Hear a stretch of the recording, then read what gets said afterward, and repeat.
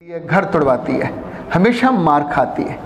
लंबी ज़ुबान शागिर्द की हो तो टीचर उसको सबसे ज़्यादा नफ़रत करता है या करती है। जिसकी ज़ुबान छोटी हो, जिसको सब्र करना आता हो, जिसको ये आता हो कौन सी बात कहनी है कौन सी नहीं बात कहनी। एक बड़े मशहूर हमारे आलिम हैं जिनके नाम पे पूरी एक फ़िक़्ह है। जैसे हमारे यहाँ हनफी ज़्यादा हैं तो अरब में शाफ़ी बहुत ज़्यादा है।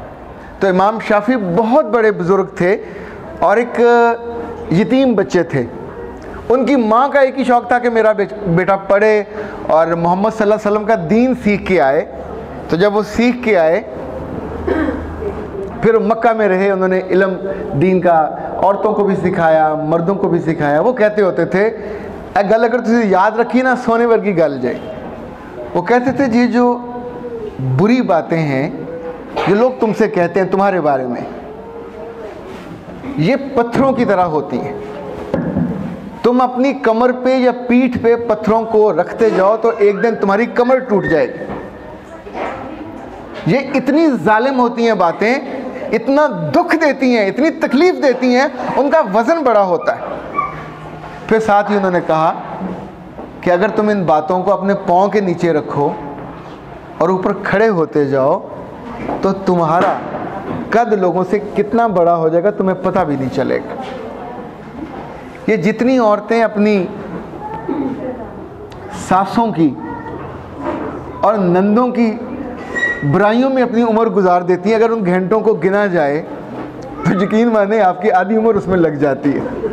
अपने घर में भी, अपनी अम्मा के घर में भी, इवन किसी दोस्तों में चारों में बैठे हो तो आपने अपनी फजीलत नहीं बतानी कि मेरा स्काफ अच्छा है, मैं अच्छी हूँ, मैंने ये पढ़ा, ये किया, ये खाया, ये पकाया। आपको याद क्या आएगा? नहीं मेरी नंद घर गया सी, पानी तक नहीं पूछा। बल्कि मुझे याद है हमारी अम्मा और बहन, हम लोग भावलपुर शिफ्ट हुए तो हमारे पुराने वहाँ गांव में जाने वाले थे। तो अम्मा ने कहा कि वो भी इधर आ गए हुए, उनके घर जाते हैं। तो बहन और दोनों तैयार हुए, मैं छोड़ आया।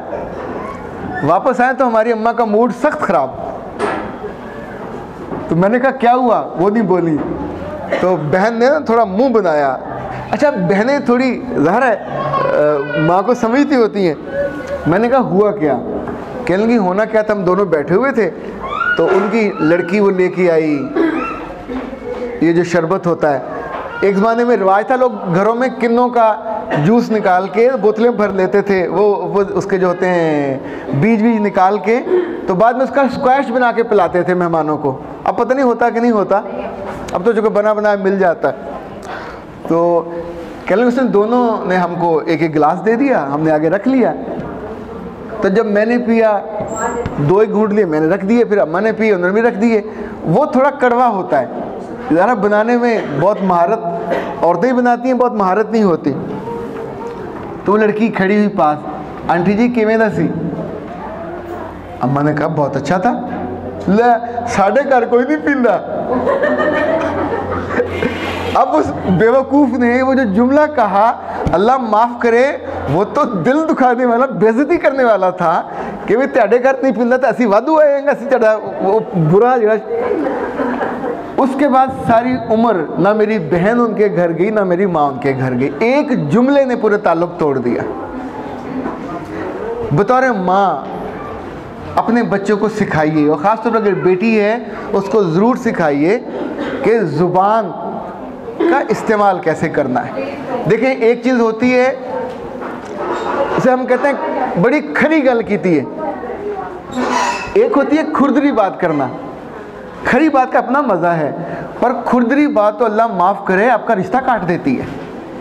खुरदरी बात तो इतनी बुरी होती है कि सगी बहनें एक घर में होती हैं, एक दूसरे की शक्ल, यानी पहले वो मोहब्बत से जाके माँ को मना, बाप को मना, भाइयों को मना कि मेरा देवर बड़ा अच्छा है, भैन इत्थे व्याह दो, खुद लेके आती हैं और पूरी उनकी वरी और पूरा उनका सब कुछ जब आ जाती हैं उसी घर में सगी बहनें, तो कुछ अरसे के बाद एक दूसरे की शक्ल देखने की रवादार नहीं होती।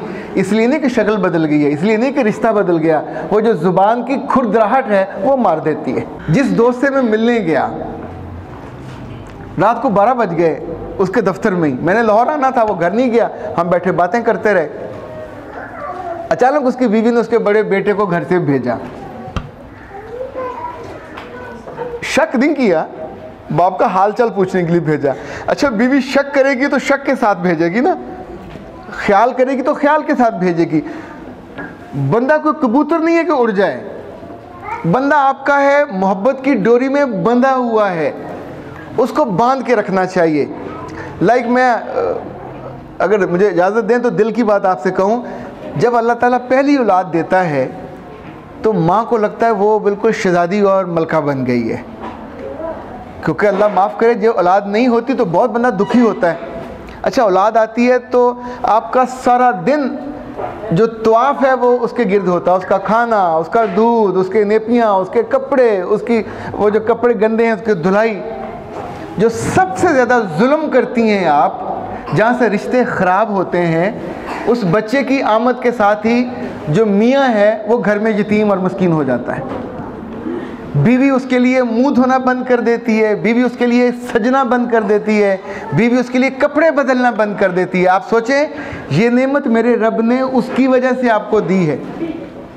वो घर का सरबराह, वो आप किस सिर का साईं है, उसकी खुशी या उसका सुकून या उसकी तसल्ली देने के लिए कोई मोहल्ले वाले नहीं आएंगे, ना कोई हमसाई आके उसका पूछेगी।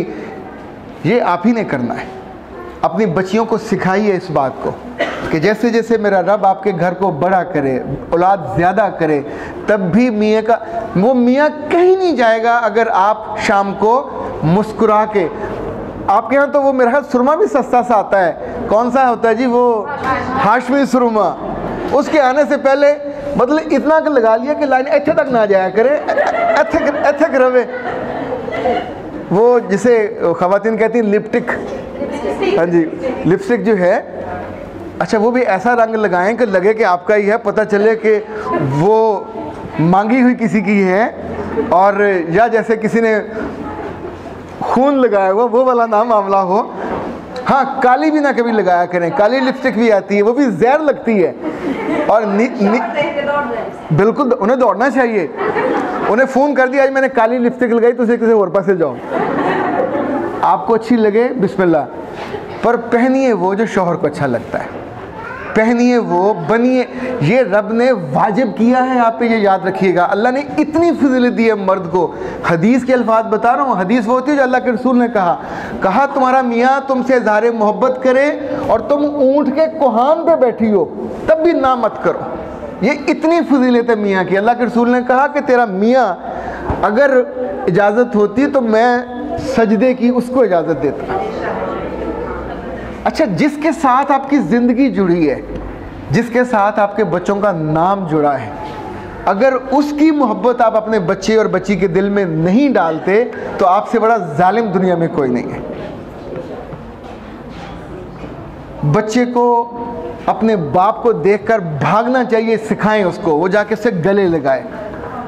बेटी जाके सर झुकाए, बाप उसके सर पे प्यार से हाथ रखे। अपने बच्चों को सिखाइए रिश्ते सबसे अहम हैं। उन्हें सिखाइए कि दौलत अहम नहीं है, दौलत से कहीं ज़्यादा उसकी माँ अहम है, उसका बाप अहम है, उसकी बहन अहम है। वो कल बड़ा होके अमीर हो जाएगा तो आपको तो वो कभी घास भी नहीं डालेगा, क्योंकि आपने सिखाया नहीं है। फिर क्यों उससे मोहब्बत मांगोगे? मेरी माँ ने मुझसे कहा मैं मर जाऊंगी तो मेरी बेटियों का पेका तुम होगे, उनसे लेना नहीं है, देना है उनको। सो माँ सिखाएगी तो बेटा सीखेगा ना। ऐसे बेटियां आने पे क्या करें? मेहमानों, अच्छे घर में बेटियों को सिखाया जाता है कि जब मेहमान आए तो माथे पे शिकन नहीं डालनी। ये मैंने अपने ससुराल में देखा।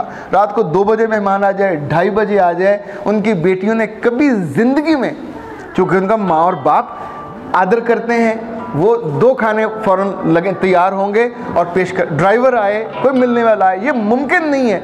सो हमने भी अपने घर में फिर यही रिवायत रखी कि जब कोई घर में मेहमान आता है तो ये पहले दिन की बात है, मैंने अपनी बीवी से जो तय की थी कि मेरे घर में जो मेहमान आए हम उसे कभी खाने का नहीं पूछेंगे, कभी पानी का नहीं पूछेंगे, पूछे बिना देंगे। यानी बैठ कर दुआ नहीं करेंगे या अल्लाह जाए, इसके जाने मतलब ऐसा हमारे घर में कभी नहीं हुआ कि शाम के 7-8 बज गए जब हमारा खाने का टाइम है, उस वक्त इवन मेरे क्लाइंट आए हुए होते हैं, क्लाइंट समझते हैं ना, जो मुझसे मशवरा करने, जो फीस दे के आए हुए होते हैं, खाने का वक्त हो जाए दोपहर में या शाम में, ऐसा कभी नहीं हुआ कि खाना ना आ गया। जो घर में पका हुआ आ जाएगा और वो लोग ऐसे देख रहे होते हैं कि they are not expecting for that. अच्छा, ये असूल आप ख़ुद बनाते हैं ऐसे सलाम करने का। जिसकी बेटी और बेटा अपने आए हुए मेहमानों को सलाम करना सीख लेता है, उसकी ज़िंदगी आसान हो जाती है। वो जो चिपीकू से बच्चे होते हैं ना, बच्चियाँ मतलब ना सर उठा सकती हैं, ना किसी को देख सकती हैं, सारी उम्र माएँ तंग होती हैं। अपने बच्चे को खड़ा करें मजबूती के साथ, उसे मर्द बनाएं और बेटियों को बहादुर बनाएं। आए गए मेहमान को हाथ बढ़ा के उन्हें सलाम लेना चाहिए।